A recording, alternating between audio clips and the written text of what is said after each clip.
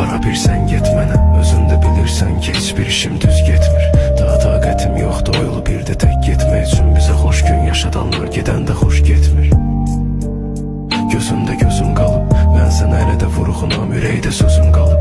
Güzgüdə üst çizgilərin, otaqda səsin qalıb. Yadımda son cümlələrin, əlvida sözüm qalıb. Gedənlər unudulmur, gedənlər elə gedir ki, dönəcəyinə bir ümid olmur.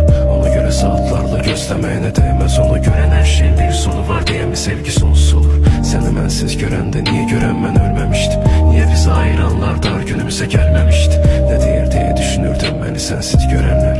Utanıb yerə girmişdim səni mənsiz görəndə. Gündən günə dəyişir həyat, birdən birə yerə düşürəm. Mənsiz gecələr üşüyən, bəlkə də sən yenə məni düşünən. Gündən günə dəyişir həyat, birdən birə yerə düşürəm.